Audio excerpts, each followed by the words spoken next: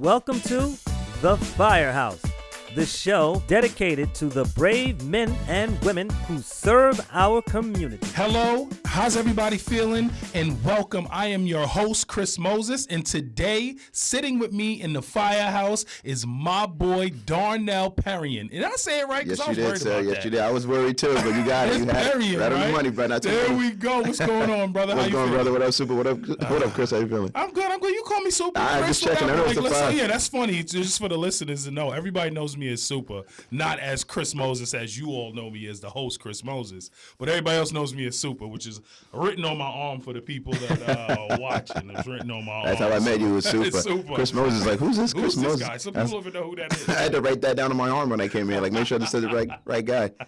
All good. But listen, we're here to talk about you today. So Let's do it. Tell me a little bit about what department you're in, what company, how long you've been in, what ranks you've held. Just tell me a little bit about you and your service as a volunteer, fireman. Yeah, And of course. Yeah, so I started my career this summer would be 20 years. Wow. Oof, I know, catching up. 20 years bro. ago, a certain fire department. Am I allowed to say fire departments? Of course. All right, so Yeah. I started 20 years ago in the Freeport Fire Department. Okay. Where I held the rank as a lieutenant. Okay. Chief dive tender for the water rescue dive squad. Okay. Hose 5, shout out to Hose 5, my first home. Hose 5, what up? Hose company number 1, where I resigned from, and I transferred over to, I did 10 years in Freeport and resigned out of Freeport, and went over to Unidale for a little stint. Unidale for a bit. In the rescue company. And now I'm currently a member in Lakeview Fire Department. Lakeview, Yeah. There we go, Lakeview. So that was what I wanted to ask you. 'Cause Yes. I wasn't sure. I thought it was Lakeview, but I wasn't sure. No. So it's Lakeview. Lakeview, yeah. I've been in Lakeview about a year now. It's pretty Okay. cool. It's pretty calm. Okay. That's my volunteer side. Career side, I'm an airport fireman. Okay. We respond to crash crews, airplane crashes, I'm sorry. So what airport? Republic Airport in Farmingdale. Republic Airport. Yeah, Farmingdale. that's for Okay. now. My next step is MacArthur, if I can get MacArthur? there. MacArthur, that's Is where it I want. hard to get over there? It's a Is that civil service test. That's a waiting list, but by me working at Republic, got my foot in the door with all the training that I need. Okay. So instead of going out there and interviewing and then have to go through the school and everything and do the training, I already have everything I need to take the test and hopefully interview well and get the job for MacArthur Airport. That's good. So Yeah. that airport fireman, so that's something that a lot of people don't know Mm-hmm. of, right? A lot of people don't know about that. In my heyday, I was a fireman on Rikers Island. Okay. And a lot of people didn't know I didn't about know that either. That they even had that. So Yeah. that kind of is the same as the airport. Like, you think about it, you would need. You would need it. You Just need like that. firemen You there. need it. Anything can happen. Fire can happen anywhere. Anyway. So what? You know what? Before we even get into that, which I'm going to want to ask you, let's first start with what even inspired you to be a fireman. This is kind of what I kind of start with every single time, because the job of a fireman is pretty crazy. Like, is. everybody's running this way, you're running that way. Yeah. At what age made you say, you know what, I want to start as a fireman? And you started in volley, right? Yeah, I started in So volley. you started volley, and then you moved over and said, I want to be paid. So even that's huge. Yeah. That some people like myself, I'm like, hey, I'm a volley, but I didn't want to go paid. You wanted to take that next step and Yeah, do that. you know- So what do you think? I started as a volley at 18 years old. Again, there was 2 reasons. I worked at Jones Beach State Park, where everybody around me who worked EMS was as a volley. And I said I wanted to do this, and I didn't have the courage. It's funny because the person who got me to knock at the door one day at the Freeport Fire Department was Fitzroy Morgan, who happens to be a look at that. commissioner. We're going to have him on this show, too. He's a commissioner. We're setting him up. in Unidale. We came up together, and he went with me to knock on the door. One of my first firehouses in Freeport, and it was history then. And without him, I probably wouldn't be sitting here right now. So I got to give a shout out to Fitzroy. Shout out to I didn't have the Fitzroy, nerves. I didn't have the nerves, and he took me. He picked me up. We went in his car, and we were knocking on doors, and then I did it, and here I am 20 years later. Look at that. I know. That's how my Look at volley. that works. That's how my volley career started, and my paid career started was I was working at state parks. We were hosting the air show, and I saw one of my buddies from Hempstead Fire Department. He was working there, and I was like, "How'd you get the gig?" Yeah, we're hiring. I interviewed, took the quick test, and long story short, I got the job, and I've been there for about 6 years now. Wow, So, yeah. 6 years. Yeah. So, all right, so with that said, I don't know much about being a fireman at the airport, and I'm pretty sure there's a lot of listeners that don't know either. So I need you to walk me through a typical day. Now, for the volleys, a typical day starts on a Sunday. We training, we're doing this. But now, as a paid fireman, this is an everyday gig. So walk me through a shift. And first, what are the shifts? 24? No, we're not. We're 8-hour shifts. There's 13 of us, and we're only 8 hours because it has to become an agreement where everybody, if we want to do 24s or 12s, all the membership would have to agree to it. We have some senior guys who have. I'm not working 24. Yeah, no, they'd rather have their weekends off, and I'm not mad at them because I'm one shy guy of being a senior guy. So I'm thinking like if I become that senior guy, I might keep my weekends too. So it sounds cool now because I'm just a little guy, but like when I become a senior guy, like I might want to keep my weekends too. Man, the family, and weekends, where everything happens. And again, that's one of the reasons why I chose the night shifts. Like I'm on nights now, and I go to work, I get out, my kids, I go put my kids to bed, go to work, come home. My kids are waking up for school, and I put them on the bus, and I do my errands during the day. Yeah. So, Well, there's one thing that if anybody noticed, he didn't say sleep. No. How about sleep? Sleep. I mean, we're allowed to get our shut eyes here and there. Nothing crazy at work. We're still, it's never. Because you said you come from work and then you go right with the kids. You do your errands. Like I would think you'd sleep sometime in there at home. I get some sleep, and I try. I don't get that much sleep. I can do 4 hours and be good for a couple of days. It's crazy. A couple of days. It's because the volley in me. Like you never sleep. The radios are. Right. Like even at work, when I shut my eyes at work, we constantly listen to the radio. I can't really sleep well. So it's like even with the volleys, like you got the radio, your pager, and that goes off, it's game on, and you can't get back to sleep after that. So that's it. It's like because of the volleys, I get no sleep. This is pure coffee and energy right here. That's it. That's pure it, man. It's got you walking through this right now. That was it, man. I love it. But yeah, so walk me through a day at the airport at Republic. Well, depending on the shift, we have 3 shifts there. Our rotations change every week with our house assignments from rig cleaning to house cleaning to. I forgot we have another job, but I can't remember. But we all pretty much every shift, everybody gets on. You check the rigs, check the fuel, check the saws, check the tools. I mean, you wash the rigs. The same old fire stuff. The same stuff that we do in the volleys, we're doing it at work, except paid. And we're doing it more often because we're doing it on a daily because we're paid. Versus at the volley house when you do it, twice a week, maybe a Wednesday, maybe a Friday, maybe a Sunday, depending on what fire department you're in. Because when I was in Freeport, we did it Friday nights when I was in Hose 1. And now that I'm in Lakeview, we do Wednesday nights and Sunday mornings. So it depends on what organization you belong to. But just to go back to the paid, at work, it's an everyday thing. Guys come in, we want to make sure the rig is good to roll. Because, I mean, we have 2 rigs. So one goes down, we have a backup rig. Okay. So, I mean, there's always like usually 3 or 4 guys on the shift. Our training days are pretty much Wednesday mornings and Thursday afternoons. We have heavy guys on. And, So how do you get training at working at night then? Well, the one thing about the night guys is myself and another guy, one of my bosses I work with, both volleys. So firematically, we're pretty much good. We have one person with us who happens to be new to firefighting, so we can help out with her training and whatnot. But at night we go in, we do what we need to do, and we're on guard. I mean, granted, the Republic Airport, the tower closes at 11, so the entire night it's like free airspace. Their planes can come and go as they please. Wow. They don't have to announce, or they do announce when they're landing or departing. Wow. So it's risky. It's crazy. So with us at night, you definitely have to be on your A game. Your toes. Because at work during the day, the tower's always telling guys what to do, where to go. Now at night when the tower's closed, and if that pilot wants to announce or not announce, it's up to him or her totally. It's risky at night. Dangerous. They don't have nothing in play for that. Nothing. I mean, I guess if there's not enough, tons of things going on there. We get a lot of air traffic at night. Believe it or not, we get the Islanders. They fly into our airport. Okay. They come in with a 737 during hockey season, and then their guest teams come into the. We got a lot of internationals too. So you get the 737s or King Airs or stuff like that. Lear jets. We get jets that fly in a lot. So and we have a lot of schools there. So. Big up to those guys, and they're like aviation schools. Aviation schools. We have at least maybe 6. I could be wrong with the number, but those guys they got to get their night flying in too. So that's right. They have to fly at night. It's busy. So again, like we at nighttime, we have to be on our A game. Yeah, that's it for the. That's for it. The, yeah. So that's a full day, which to me is and I'm pretty sure to some of the listeners that have never heard of that, that's amazing. It's Yeah. like, and it's interesting to do that, to now have to not just look at, actual building that's on fire, Yeah. which is really just a box over a box that's Yeah. on fire. You're looking at a plane now, and things change. Definitely, because we go from usually we're pretty much a foam unit. I was going to ask that. Is it water or foam? It's both. We do both. Both rigs carry 1,500 gallons of water. Okay. Both of water, but we can mix it with the foam or Purple K. Okay. Most likely, we're going to go into foam operations if we have a fire, because that Jet A or avgas, which is the avgas, is more dangerous. I can't give you the numbers of the avgas, but right now it's off my head. But that's more dangerous than any fire that I ever fought, man. I'd rather, you could throw me into a whole bunch of house fires, I'll be good. But an avgas fire might scare me. Yeah, it's a bit much. It's a bit much. Talking about that. Yeah. 20 years, you said, yes. in the fire service in a whole. In a whole. 20 this years. This summer, I'm sorry. This summer, count my age. This summer, count listen, it's still 20 years. You got 20 years this year. 2024 is 20 years.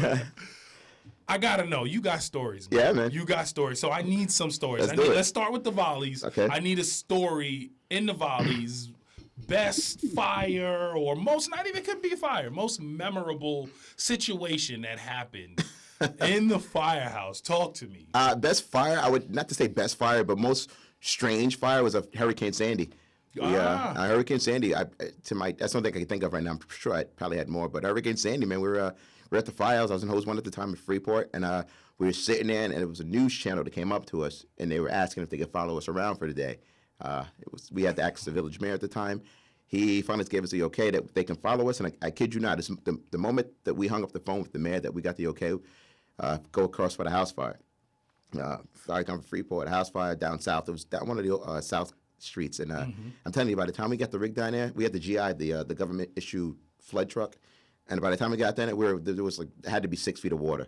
It was Hurricane Sandy, bro. It was insane. It was insane. Yeah, I mean, I remember, man. We were our own fire com. Every department was on dispatcher. Nobody, and they were just dispatching and call after call after call after call. Like, you had to be there. Yeah. And a lot of things that people don't remember, which I'm pretty sure you remember, and the people that did respond in Sandy, the weather, how it was hot, then cold, and it was beautiful weather. It was disgusting. It was insane. It was disgusting, man. It was especially out there in Freeport. Yeah, we had the water, man. We had everything. Seeing a boat at 7-Eleven upside down. I was watching cars float down the street, dumpsters, ice machines, you name it, like heavy stuff that you couldn't pick up as a person. You just float down the street like it was normal. Water coming in your rig. I remember we had sent some guys out there to you. We sent our brush truck. Yeah, you sent your brush truck out, and they said there was water pouring in the cab. We lost our brush truck, man. Freeport Hose 1 lost their brush truck because of the heavy amount of water we were getting, man. It's insane. It was crazy, but by the time we got to the house fire, man, I'm telling you, I was drained from walking from the rig to the house fire, and just to make the first initial push, it was just like I forgot to throw my Nomex hood over my head. I got in there, and it was just my ears. My ears are on fire, man. You're like, so I came out. Yeah, my ears was on fire. I remember just coming out of the building, and I ducked down, and I was in the fetal position. I'm telling you, because this is hot. And I didn't realize I didn't put my hood on. We were just going. I'm fighting water to get to this thing, and I pack up nothing. And I remember just getting out, and my ears are just, guys, like your ears are just bubbling, bro. They were blistering up, and just to fight that fire and just wind-driven fire. That's the only fire I've ever been burned in, so that's why it's memorable to me. You remember that. I remember, man. I always spent some time in the burn unit at. I really was. I didn't get to the burn unit. It wasn't that bad. It was it wasn't that bad of a burn. It was just my ears bubbling, and it was sandy. We were just running. Maybe if it wasn't sandy and it was that one fire, I might have went to the burn unit, but because you were like, I gotta keep going. Bro, my adrenaline was still going. We went from fire calls to water rescue calls back and forth. So it was an interesting storm. It was 100. Yeah, that was the 100-year storm is what they call it. Yeah. So it was that was a time. That was a time that I think everybody in the volunteer services will remember. That if you were responding to that, you'll never forget that. Never. And a lot of people, just so listeners know. He was out there, I was out there. Our families are at home. Mm-hmm. They're in the dark at home because there's no electricity. None. They're at the dark at home. I think the tree fell behind my house. So in the middle of us responding, we pull up to my house, we cut the tree down. And kept it moving. That's what it was, kept it moving. She called me. I'm like, hey, it's down. I'm like, all right, I'm over there. We cut it down. I'm back out. Yeah. So just understand that, for volunteers, as they're doing what they do, our families are at home while, you know, when there's something going on. Every single time. Every time. Not just Sandy, every single time. Every man. single time? Every single That's time. right. Just move the mic just a little bit closer. Sorry. That's Got good. it. You good. You can sit back. All right. Just I move bet. a little closer. So that was volleys. Mm-hmm. I need to know something paid. Any memorable situations, any fires? I know everybody wants to know something about a plane fire. Everybody's listening to like. Well, plane believe it or fires. not, I've been at the airport 6 years. I've responded to at least 4 aviation crashes. Okay. I mean, again, pilot error. You know, it just because pilots got lazy and didn't check on their fuel before they took off. Okay. A lot of the crashes we've had have been crashes where there's no fire involved, only because the lack of fuel. We have had a plane. I responded to 3 where we're driving and we're looking for this crash, thinking we're going to find fire or smoke, and nothing. Some guys are just getting the negligence. That word negligence. They because granted, you crash your aircraft, you got to realize it's not just you.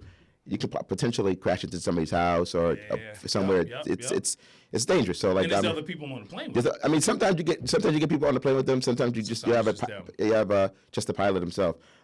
Again, I've been to several crashes at the airport, coming into the airport, leaving the airport, and it's just we had one guy take off from our airport.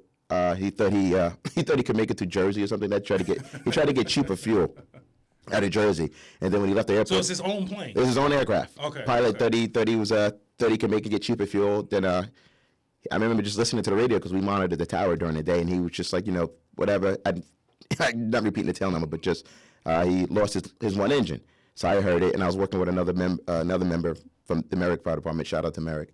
And him and I got on. We heard the call come in. We took off, and by the time we got downstairs to the rig, because we no longer had the tower in the rig, our dispatch told us that he lost his second engine. And I'm just telling you, just watching this aircraft just go from here to here and into the brush line, it was just game over. Let's go. Now we had to hurry up and find this guy. So and you're not just putting and when you think of a fireman at that works at the airport, you're thinking fire automatically. No. You're not just responding just to fire. Yeah, it was pretty rescue. much rescue. You got to get in there and go get this guy out. Yeah, because the title of our it's an acronym, ARF, Airport Rescue Firefighting.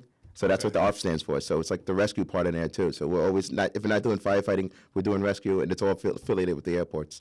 So does that mix with? I assume, of course, with passengers, not just yes, it's everybody. It's everybody. It's everyone.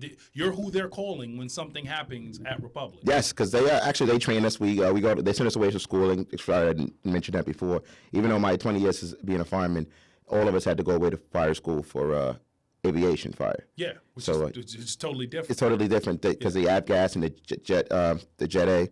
But I went away to Rochester. There's an academy in Rochester. They sent me and a buddy, a couple of us away.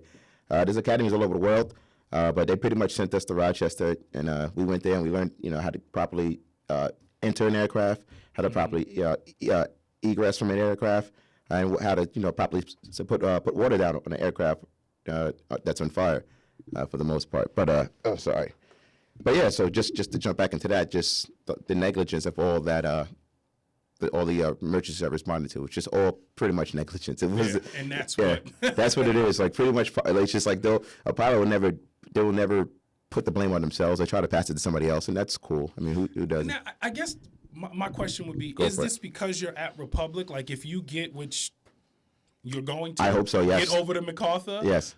Will that then change? Then meaning like it wouldn't be so much negligence because now this is a different airport. This is an actual commercial airport. Yeah. Will those things change? Like, I mean, what happens more at there? I know you're not there, but what could happen more there that you would see? I feel like anywhere in the world, it's negligence on everybody's part. So like, it's not just like the airport. It's not just pilots. People, even myself, negligence and stuff like that. Sometimes I'll skip something, and like it's just be mindful. Like if you're gonna do something like that, and you're taking off in an aircraft, there's families, there's houses that you could potentially add to casualties. So every day somebody's doing something negligence, and knock on wood, I hope it never comes back to bite me. I hope, man. Listen, negligence with an airplane is it's no joke. Like you can run out of gas in a car, you can't run out and just pull over. Like it's like I'm afraid to run out of gas on my motorcycle sometimes. Like it's like that's 2 wheels. Yeah, like that's not. Imagine up in the air. Up in the air, like I don't bro. have any gas. I don't have any gas. Like I'm on E. Like I got no. Like you can glide only so far, bro. So and then that's it. That's game over.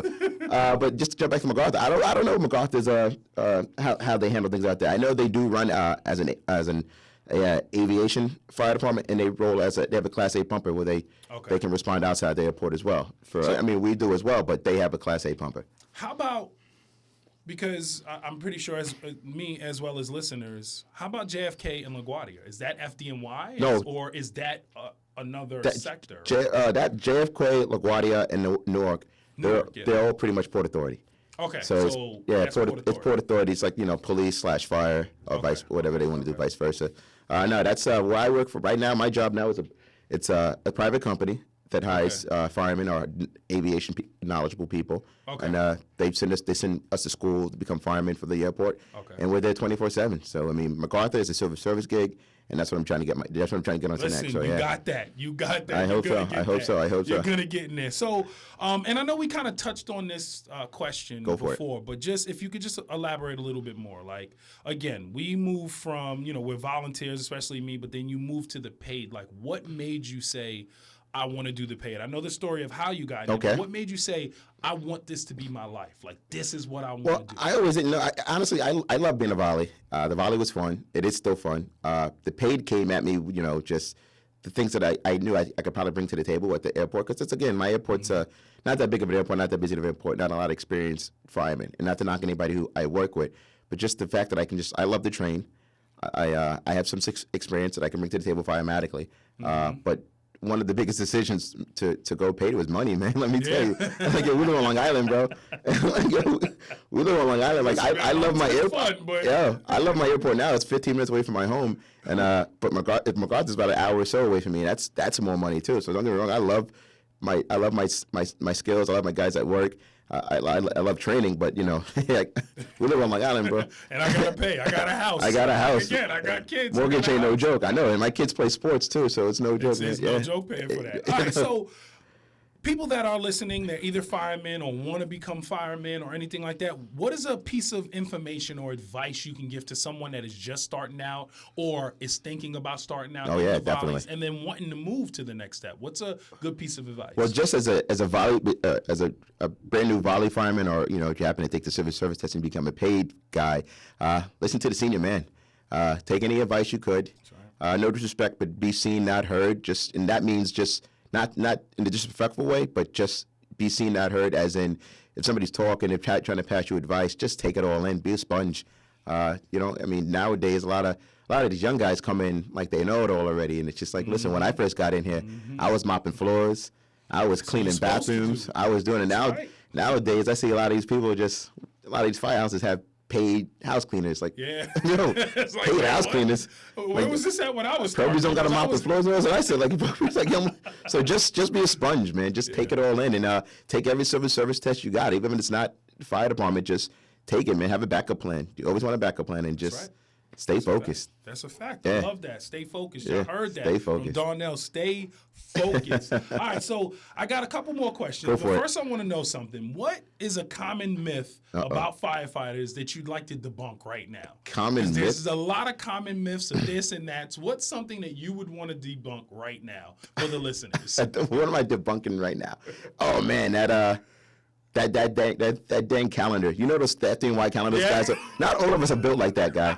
Like, not all of us, ladies and gentlemen, not all of us are built like that. So y'all can see. Yeah, there's not, like, listen, I wear dark colors and shirts all the time. You never, there's no sick pack. I'm gonna go set my house on fire so a fireman can show up, bro. I'm telling you, you're not gonna be happy. You are not gonna be happy when we show up to your house and we look nothing like the calendar. You just wasted all that fire insurance for no reason. Because we are coming and we ain't pretty. No, we'll get the job done. We'll get the job done. Ain't gonna be pretty. I'm telling you, because once that fire's out, we gotta take our jackets off, and it's gonna be bellies hanging out. There you go. I'm telling you, the ladies and gentlemen, don't do it. Don't do it. Don't do it. The calendar I'm is not debunking that calendar. And all those TV shows out there, I'm debunking any of that stuff too. We do not look like that. We are coming, but we ain't pretty. The prettiest things about us is our rigs. That's about it. That's right. The prettiest things about us firemen are our rigs. I'm telling you, it's not happening. Brand new clean tape and tape tool. That's the prettiest thing. All right. So talking about movies, listen. Yeah. Oh, don't get me started. Don't get me started. First, before we even get into that, we play a game that is called the Flashover. Okay. So basically, the Flashover is I'll give you two